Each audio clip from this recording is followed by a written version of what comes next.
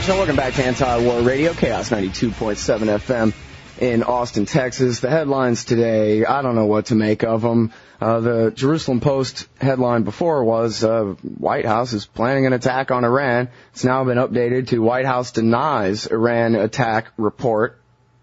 There's an article on antiwar.com today. It's an open letter to the former commander of CENTCOM, Admiral Fallon.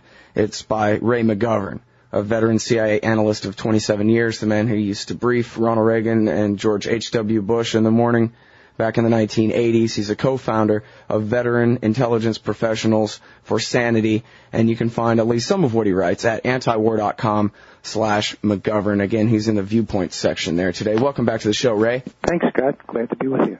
Well, it's good to talk to you again, and what's going on here? Is there going to be a war, or is reason going to intervene, or what? Well, reason has never been, a strong point of policymaking here in Washington over the last 7 years.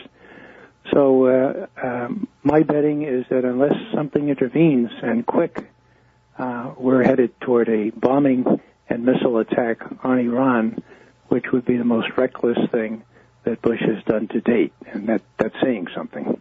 Well, now, there have been many reports here and there that describe Robert Gates as the big stopping point, the Secretary of Defense, that he's the good cop in this, and he's the one who is basically standing between Cheney and war. He used to work for you, isn't that right?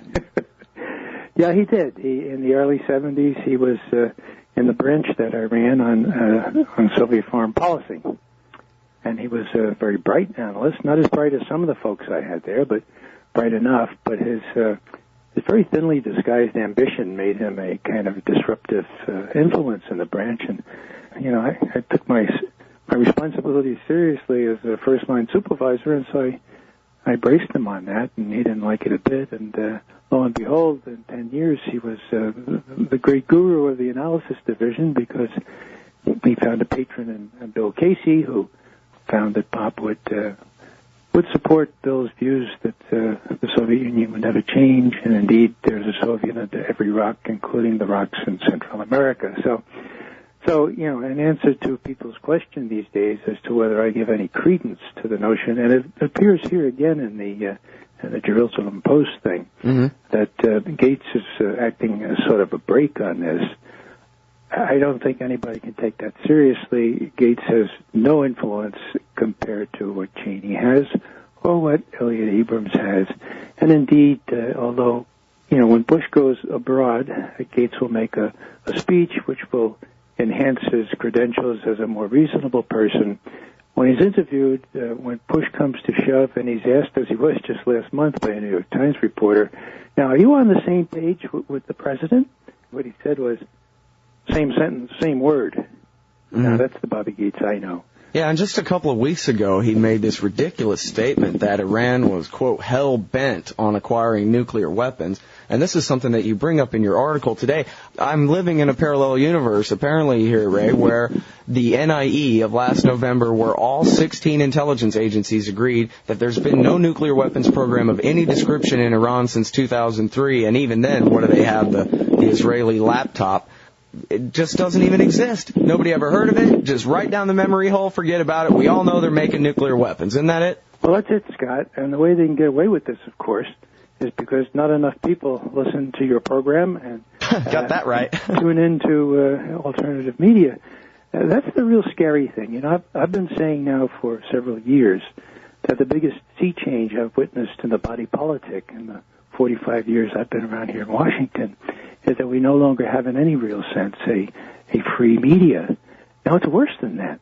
Now I say, not only don't we have a free media, we have a controlled media. And what does that mean?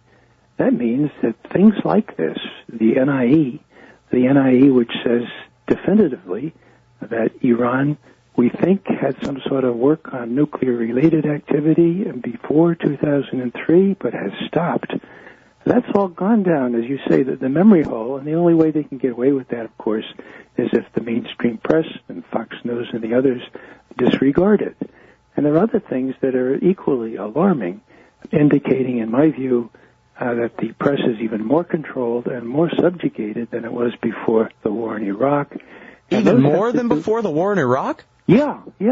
you see, before the war in Iraq, there was at least a stray story here and there, which cast doubt on some of the things the Soviets, right? the White House was saying. Same thing. The Kremlin, the White House, whichever. It's, you know. But now you have, for example, Phil Giraldi, a good friend of mine, former colleague at the CIA. He's writing well-sourced pieces saying that the NSC has taken a definitive decision to get ready to zap some of the bases in Iran, and it goes around the web. 500 sites carry it. Not only not a mention, but no mainstream press person or media person calls Phil to say, well, what about this? You know, what do you do? Who are your sources here? Right. So they've been warned off this. The other story that I do allude to in the piece is here's Admiral Mike Mullen. Okay, he's the chairman of the Joint Chiefs of Staff, and he very proudly gets up before the press at the end of April. He says, "Well, General Petraeus has got chapter and verse on the Iranian arms that are being sent into southern Iraq and causing all kinds of havoc. He's going to have a press conference on this and show all these weapons, and we'll destroy them before your eyes." Okay? Well, what happens? 10 days later, Petraeus says, "Oh, we're going to call off that press conference." What happened? There aren't any. They thought they had captured a bunch of weapons near Karbala, and it turned out that not one of those weapons could be credibly ascribed to Iranian origin. And so, now, most of your listeners will probably be hearing that for the first time. And why? Because even though the press was intimately involved in this, even though press people were warned that there's going to be, not warned, but, you know, sort of advertised, pre-advertised, hey, there's going to be a big media event where we're going to finally show you these Iranian arms, and even though that was canceled in the most embarrassing way, not one word has appeared in the mainstream press. The only person who's mentioned it, and to his credit, has been Keith Olbermann. Yeah, well, Keith Olbermann mentioned it, and it made the L.A. Times blog. I guess Keith Olbermann was the only guy who talked about it on TV at all. Mm-hmm. But first of all, I wanted to mention that Phil Giraldi has an article on antiwar.com today next to yours called "The Fourth Estate Fails Again," mm-hmm. which is in reference to this, you know, earth-shattering leak that he wrote on the American Conservative magazine blog, and how nobody paid any attention to it in the mass media, like you're saying. But there's this whole other script, and I guess I want to get back and ask you about the nuclear program in more detail later, but this whole script about Iran supplying the weapons that are killing our guys. One of the things that Gareth Porter pointed out in his article that we ran, I guess, last Friday, about how, you know, they had set up this big press photo opportunity, and then that it all went flat, and they decided not to assert that these bombs came from Iran after all, that there were hundreds of those EFP roadside bombs there, 570 of them, I think it was, that Gareth said, and that, well, so here we go. We have 570-something EFPs that they're not even going to try to pretend came from Iran, and yet what we've been told all along is that any EFP in Iraq must come from Iran because, I guess, I don't know, an Arab is too dumb to put a copper core in the middle of his roadside bomb or something. They must come from Iran. There's no other explanation, we're told. And yet, here was 6,000 of them, and they didn't even try to lie and say they were from Iran. Yeah. Well, I don't have to tell you this, Scott. We've been lied to all along. These EFPs are producible, in these little shops in southern Iraq as well as in Iran. And it's been, just a real terrible flashback, I would say, to Vietnam, because that's what happened when things got roughed in Vietnam. General Westmoreland lied through his teeth about the enemy, how many there were, and what they were doing, and all this kind of thing. And so we have the reality here, where highly respected officers like Petraeus are, let's say it right out, lying through their teeth. They're blaming the troubles in southern Iraq on, quote, special groups, end quote. Now, what's a special group? Well, a special group is one that's trained and funded and armed by Iran, okay? Well, this is all sort of imagined, invented terminology, just as we had in Vietnam. And it was rather revealing on Sunday when Stephen Hadley, the National Security Advisor, was having his little pre-brief before the president's speech, and he was wondering, how he was going to say it because there were no weapons, and so he just said that it was Iranian-backed troubles. Everything was Iranian-backed without any more specificity. So, again, the reason they're allowed to get away with this, or do get away with it, is because the press is not only not reporting this stuff, but deliberately suppressing things that are embarrassing to the administration, and that is the real sea change. It's worse, in my view, than before Iraq. And how can they get away with it? How can Michael Gordon, the aluminum tubes Gordon, I call him, from the New York Times, how can they let him put his stuff on the front page, unsourced, talking about officials here, officials there? It's really reached a very troublesome path, and that's why I thought I needed to, all I could do to get Admiral Fallon to step forward and say, look, it is a crock, folks. You should know that. And not only that, but a lot of people are going to get killed if we go ahead and attack Iran. Mm-hmm. All right, now, let's talk about Admiral Fallon here for the people who aren't familiar. Who's this guy, and why is he the subject of your open letter? Well, he was the former CENTCOM commander, in other words, the commander of the all U.S. forces in the Middle East area. And he resigned when a Esquire article was written in which he is quoted freely and candidly saying, attacking Iran is about the worst possible thing we could possibly do. Now, I had been saying before his retirement that Admiral Fallon was about the only thing. He and some of the Joint Chiefs were the only thing standing in the way of Cheney and the president launching an air attack on Iran. And, some things are kind of simple, Scott. In other words, you don't have to be a kind of crackerjack intelligence analyst. When Fallon comes out and says those things, and the writer in Esquire says, hold on to your hats, because Fallon has been the only thing standing in the way of this war. Well, when you read the Esquire article and some of the other stuff that's out there, it's very easy to see that he has almost single-handedly prevented this thing.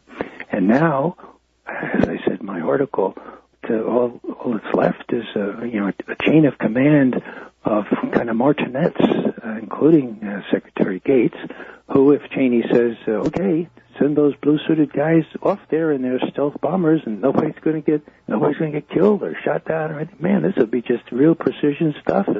Sure, there'd be a little collateral damage, but these are crazy people. I mean, I saw it in Vietnam. These blue-suited generals, oh, yeah, sure we can close the Ho Chi Minh Trail. Sure we can bomb them into submission. I guess I'm showing my prejudice as an infantry officer. It's the infantry that always has to do the real slog, okay? And the blue-suited guys that kill people from 30,000 feet, they have no idea as to what war really involves. Well, that's interesting. I think a lot of the reports over the last couple of years have said, I'm thinking specifically of Seymour Hersh's work in the New Yorker, where he said that it was really the Air Force were the only ones who were on board, that the rest of the Pentagon didn't want to do it because, like you're saying, the infantry, the Army guys are saying, oh, yeah, right, we're going to have to clean up your mess, and that's going to be extremely costly. But Eric Margolis told me on the show just a week or so ago that his sources in D.C. say the Air Force especially is against it because they feel like they're already operating at 100% capacity, that they don't have any room to expand either. Gee, I guess I'd have to disagree. The Air Force has been pretty much the arm of the service that has not been very much involved here. Naval Air, of course, but we have these fancy stealth bombers. They take off from Missouri. They refuel in the air, and before you know it, the bombs are going off in Iraq or Iran. So my impression is quite different. Even Gates, a month ago, publicly said that the Air Force needs to do more of its share, and unless the Air Force generals have changed their spots over recent years, I can see them just lusting for a greater role in whatever war there might be, and that would have to be Iran, since they're really not doing much.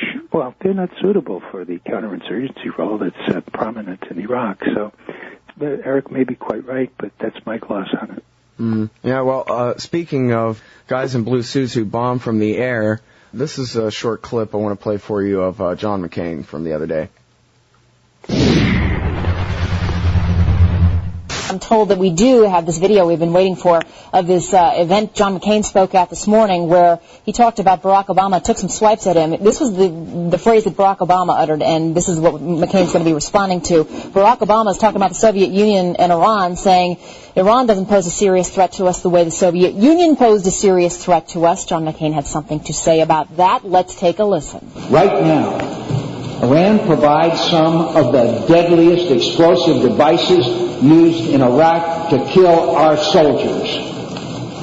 They are the chief sponsor of Shia extremists in Iraq and terrorist organizations in the Middle East. And their president, who has called Israel a stinking corpse, has repeatedly made clear his government's commitment to Israel's destruction. Senator Obama has declared and repeatedly reaffirmed his intention to meet the president of Iran without any preconditions, likening it to meetings between former American presidents and the leaders of the Soviet Union. Such a statement betrays the depth of Senator Obama's inexperience and reckless judgment. These are very serious deficiencies for an American president to possess. An unconditional summit meeting with the next American president would confer both international legitimacy on the Iranian president and could strengthen him domestically when he is very unpopular with the Iranian people. All right, well, you heard it there, Ray McGovern. Iran is responsible for our problems in Iraq, and so much as meeting with them would confer what John McCain calls international legitimacy on their government. I didn't realize that, I don't know, for example, our government is dependent on the rest of the world saying it's okay for our government to be our government, but apparently in Iran, it's up to America and Europe to decide whether their government is internationally legitimate. Is he right? Is Barack Obama appeasing Hitler? Well, you know, if you want to look at the greatest appeaser over the last couple of decades, his name is Ronald Reagan. Ronald Reagan found out that, well, among other things, that we in the intelligence community could monitor arms control agreements. You know, doverai proverai, you know. Trust but verify. Yeah, trust but verify. I've got the English translation there. Okay. Well, we told him, you know, look, Mr. President, if the Soviets cheat here, we can tell you within 10 days, for God's sake. And on the basis of that, he went with, you know, direct head-to-head talks with, ending up with Gorbachev, but talking with a lot of the Soviets, and out of that, in the early, during Reagan's term, and even earlier during Nixon's visits there in '72, and I was in Moscow at the time, a whole host of very, very important arms controls agreements were worked. Now, it's a new sort of theory in international relations propounded by George W. Bush that you only talk with people that you like. You don't talk with people who you have, a beef with. You don't talk with people like the Iranians, who, although they wanted to talk to you and really made an amazing overture in 2003 to begin talks on all things, including their nuclear program. You don't talk to them because they're sort of evil or because our Israeli friends say, no, it's too dangerous to talk to them. This is bizarre. That's what diplomacy is all about. That's why we have a State Department.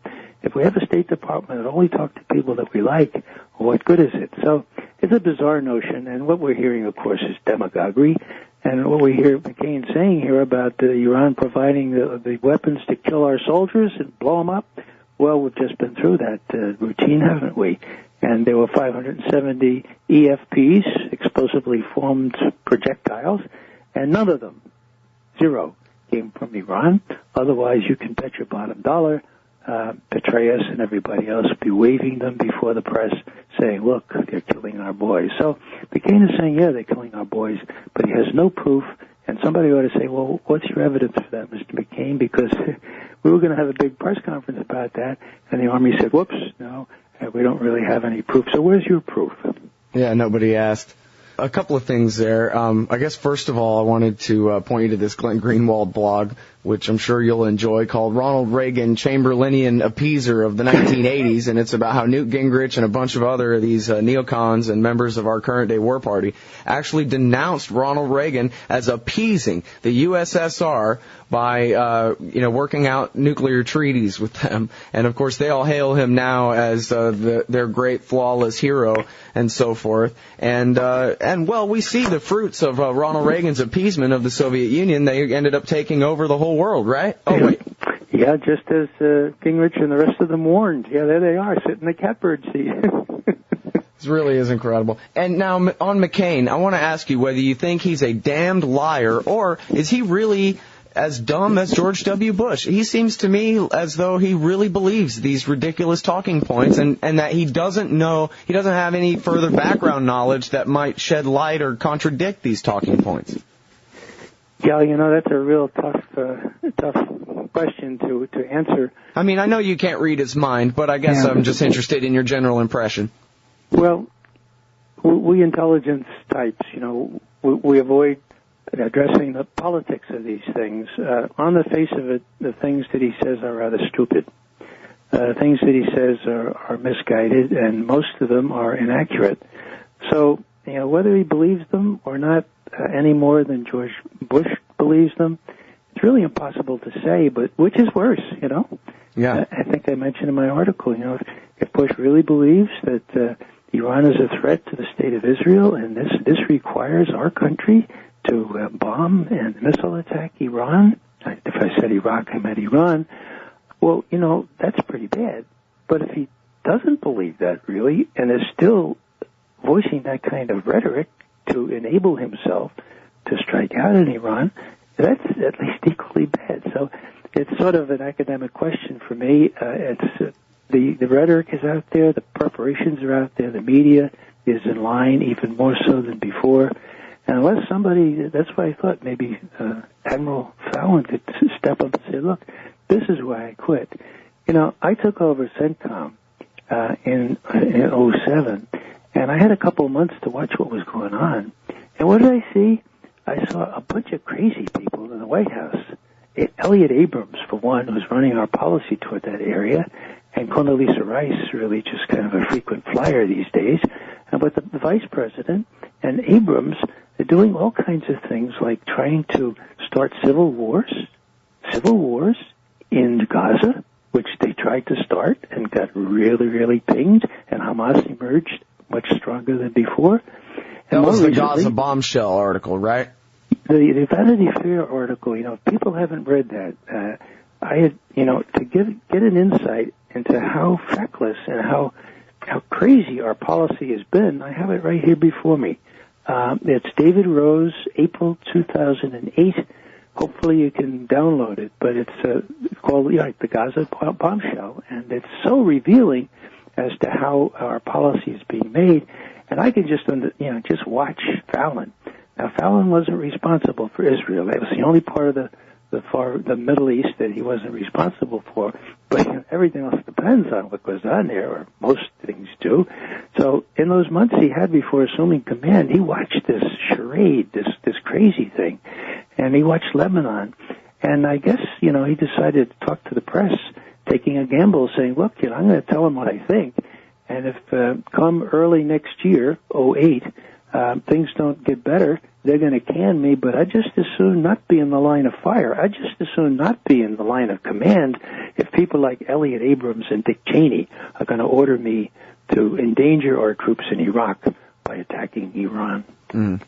Well, and your call to him in this letter today is that, hey, pal, your oath to the Constitution has not expired, and just because you're not the general in charge anymore doesn't mean that you should have stopped talking to the Financial Times and Vanity Fair. That's right. And, what most people get a little confused about is, there are two things here. The framers of our Constitution were really, really careful to reserve the power to make war to the Congress, the elected representatives of the people, and not to the President. Now, Congress has sort of frittered away that right, and now there's some ambiguities as to whether the law would permit the President to do this or that in the way of starting wars. Now, there's no ambiguity, none at all, in the Constitution's provision that any treaty ratified by the Senate is the supreme law of the land. Now, why do I mention that? Because the UN treaty is such a treaty.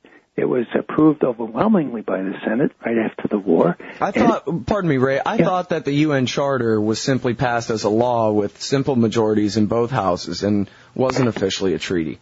No, it is. As a matter of fact, the Senate voted on it. I think it was something to 2 here. I think I had that in my article here. I should have Googled it before I contradicted you. Go ahead. I'm sorry. Yeah, so it's the law of the land. So what does that mean? That means that anybody who takes an oath, like we military officers did, to protect and defend the Constitution, are duty-bound to defend the Constitution. The Constitution says that's the law of the land. Now, what does the UN Treaty say? Well, it just embodies what was clear before the war and all the more clear after, that you can't allow people to strike out in other countries unless there's an imminent danger to that first country.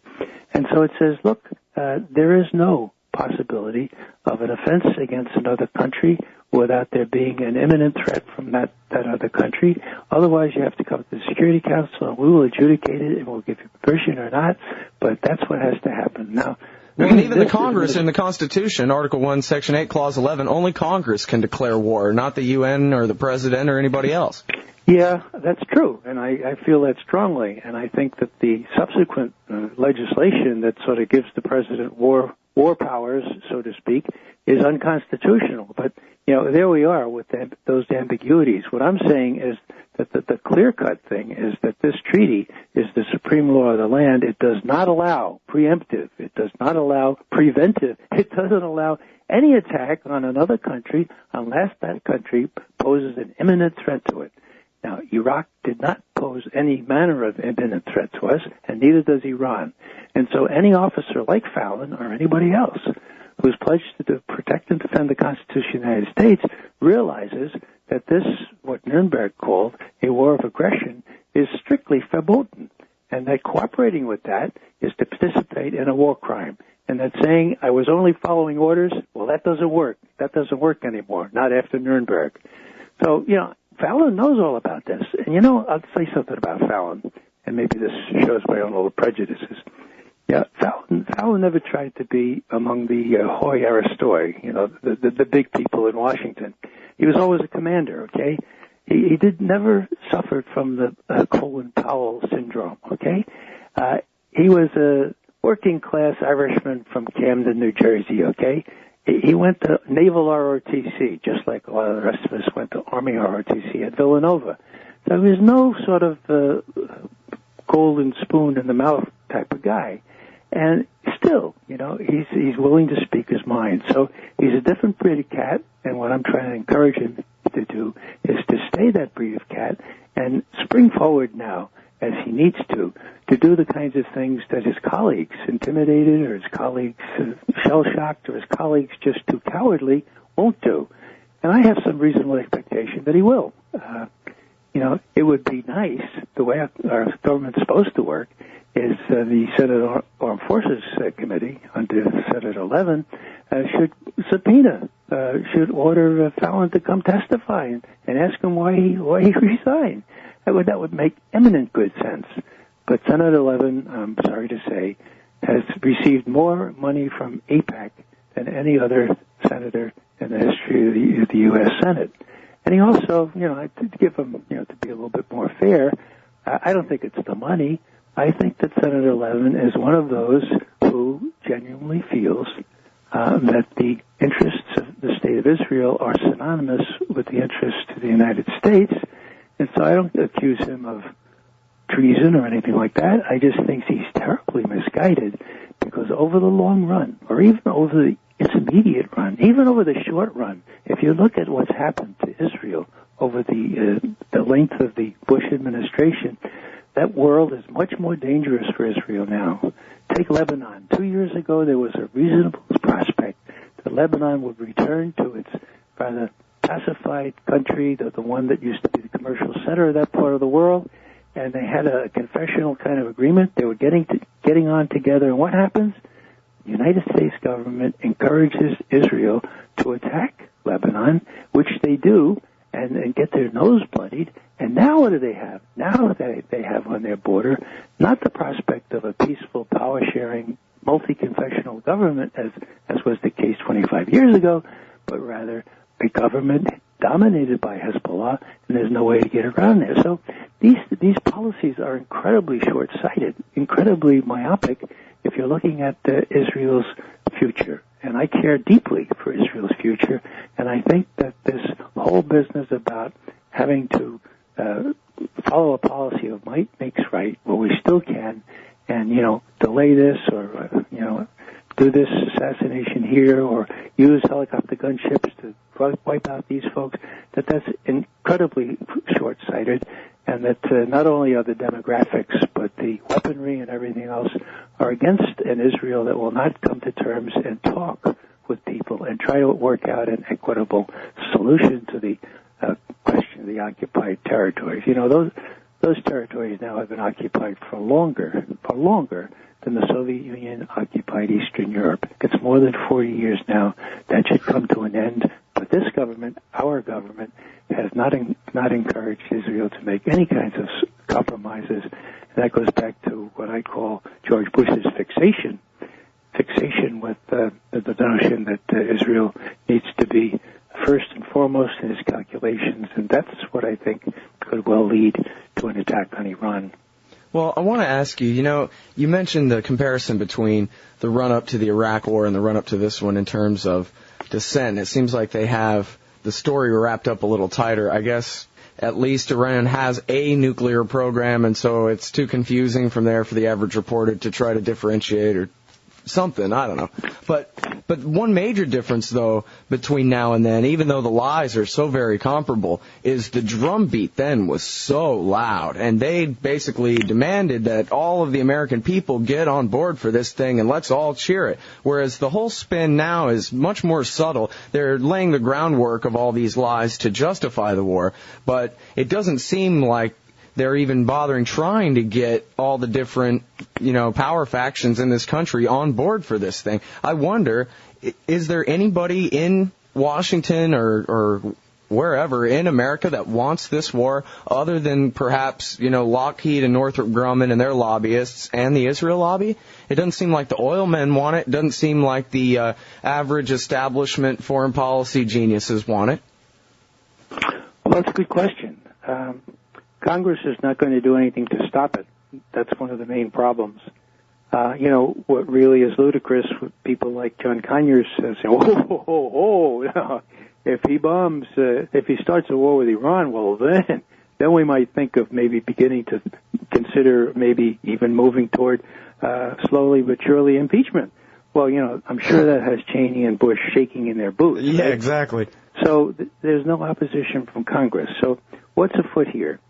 It's really important to remember that unlike the situation before Iraq, there needs to be no prolonged disposition of troops, no prolonged deployment of troops to the area. This is going to be surgical strike kind of thing. This is going to be the Air Force and Navy missiles and Navy flyers. So we're not likely to have much warning at all. And I grant you that the drumbeat is not as intense as it was before Iraq, but, give him time. The president's just home one day so far, and what he said out there in the Middle East is troubling enough. So right. It doesn't make a lot of sense, Scott, but a lot of the things the Bush has decided to do haven't made a lot of sense, and I think the major factor here is whoever in George W. Bush's life has held him accountable for his actions. No one. Yeah, not ever. Wow. Yeah, that's a pretty good way to look at it. A man always extremely removed from the consequences of his behavior. But so what about the question of who's behind this then? I mean, it doesn't seem, and hell, I don't mean to acquit them because I don't know, but my guess is that the oil lobbyists in Houston are not pushing for a air war against Iran. Who is pushing it? Who wants this besides Junior and Dick? Well, Elliot Abrams, arch neocon, some of the others. If you look at the documents at the Project for a New American Century, and even the clean break document prepared for then Prime Minister Netanyahu back in 1996, this is all part of a carefully laid strategic plan to, I think, incredibly foolishly dominate that part of the world. Now, you would think that a bloody nose in Iraq would deter them, or at least chasten them in their objectives here. But there's no indication. There's no sign of contrition or even admitting that they were wrong. And Bush, he's so protected. He is so much in his own little bubble that I doubt that he knows. For example, well, let me put it this way: it was a week after the whole fiasco about the so-called Iranian weapons that weren't found, that weren't there. It was a week after that Bush got up and started saying, we're finding these things and we're tracking them down, and when we get one of these Iranians themselves, we're gonna get them, So I'm sure that he's not being fully informed, and his instincts are very, very dangerous. And so you get a person like Cheney and Elliot Abrams, all they need is a little spark. One way this could all start. And this guy, wait, let me ask you real quick. This guy, Elliot Abrams, this is Norman Podhoret's son-in-law, right? Right. Well, he has quite a reputation. He was an Iran-Contra guy, and he lied through his teeth to Congress. And, he was had the poor luck to be in Washington. John Negroponte, who also had trouble with the truth, was out there in Tegucigalpa, so he got off free. But they had the goods on Elliot, and so he had to plead guilty to charges. He was convicted, and then George H.W. Bush pardoned him on the Christmas Eve before he left office. So here you have a convicted a guy who lied to Congress, and if you look at his actions, look at that Vanity Fair article. There's another little thing I learned from Jimmy Carter's son, who was over there with Jimmy about 2 months ago. He learned that when Condoleezza Rice was in Israel and extracted a promise from Olmert to stop building new apartments there in the occupied territories, she breathed a sigh of relief, made the announcement, got on the plane, and when she got home, she saw an announcement that Olmert had announced that 700 new housing units would be put up within the next couple of months. So she asked Elliot Abrams about that. He just smiled and he said, "Well, And what was the lesson? The lesson is, Gandhi, I run things around here. Don't forget that, and don't think you can conclude these kinds of things without getting my chop on it." So it's very, very clear that Elliot Abrams is running things. He's a very dangerous person. He's an arch neocon, and he's got a lot of influence. He's the Deputy National Security Advisor, and Stephen Headley, if you've watched Stephen, you know that he's not much of a threat to anybody, and so Elliot is really running the NSC, and Cheney is aiding and abetting him. Bobby Gates is sitting on the sidelines, smelling which way the winds are blowing. And so, this is the situation as I see it. There's no longer any Cheney-Rumsfeld cabal, so-called by Larry Wilkerson, Colin Powell's chief of staff.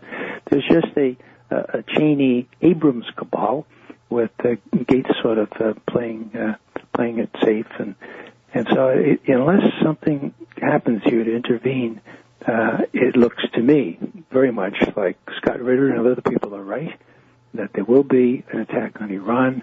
And, God, if people would have some small sense of what that means, for John Conyers and the others say, then maybe we'll impeach him.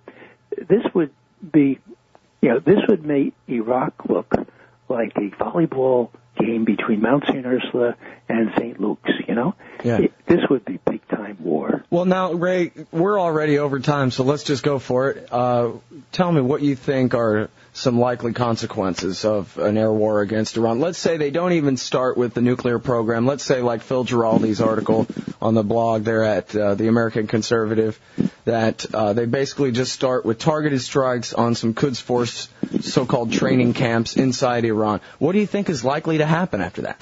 I think the Iranians are too smart to be provoked by that. I think they've got the forces dispersed. They know what's coming. They will suffer that without being provoked. What I worry about is a different kind of provocation. Let's say one of our ships is sunk in the Persian Gulf. Okay, let's say a destroyer or maybe an intelligent ship. And Iran is automatically blamed for that. Well, that would be judged by Abrams and others as a casus belli, and there could be, quote, retaliation for that. Now, would the Iranians sink one of our ships? Not in your life would they sink one of our ships. Well, who might have an interest in starting this war? Well, could it be that some Iranian, some ship, some little boat painted with Iranian colors, but really run by some other country, would sink one of our ships? Israel, for example? No. But there's no precedent in history for anything like that, is there? Ray McGovern, former CIA analyst who was working at the CIA back in the day when this exact thing happened? Well, that's what people don't realize, that the Israelis did precisely this back on June 8th, 1967.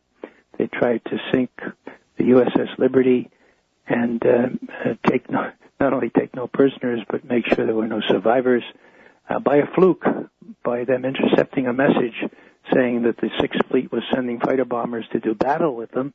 That was the reason why they ceased and desisted, and the Liberty limped back to port with 34 Navy people killed, 174 injured, and the whole thing, Scott, covered up. Now that was... was that orchestrated with Lyndon Johnson's administration, or they just did it? Well, no. It wasn't.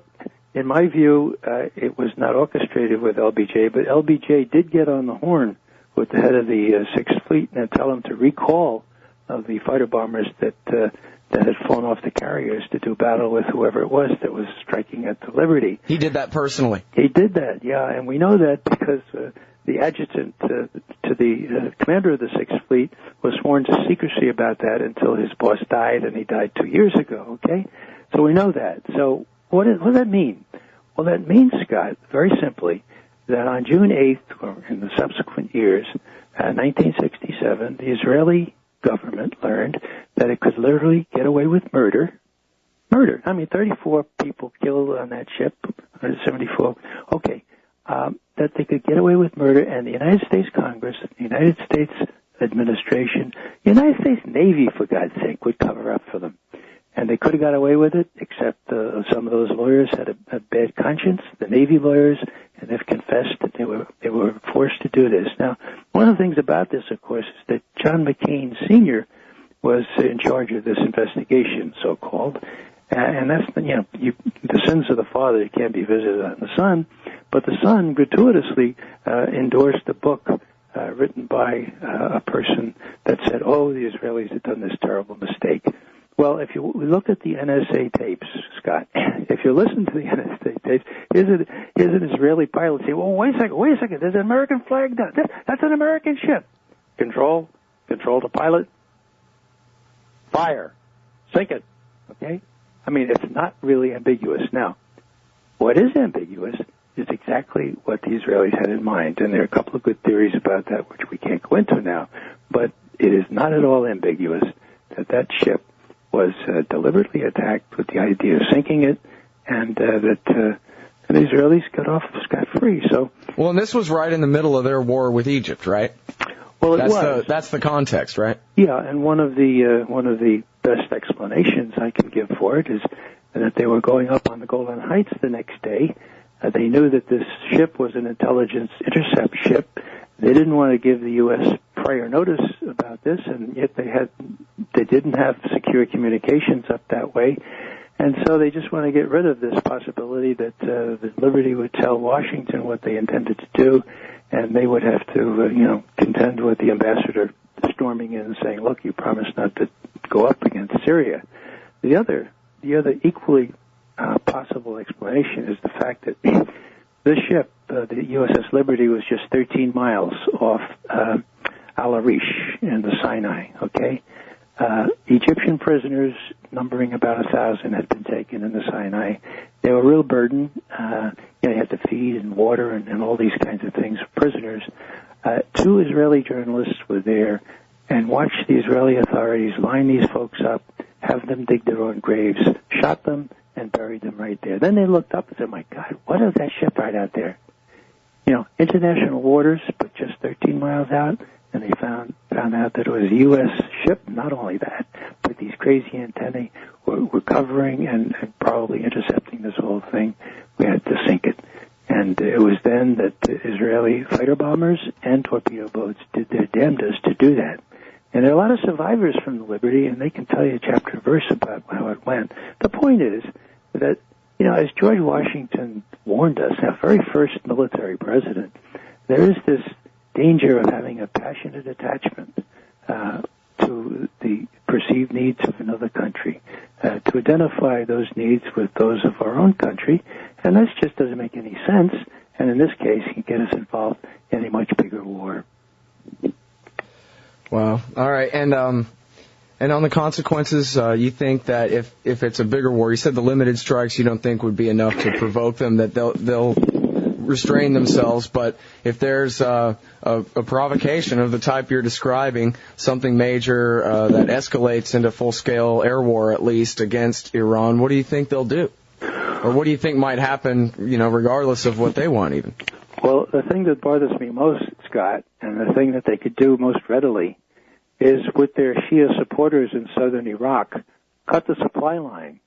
That is our vital supply line between Kuwait and Baghdad. It's easily cut.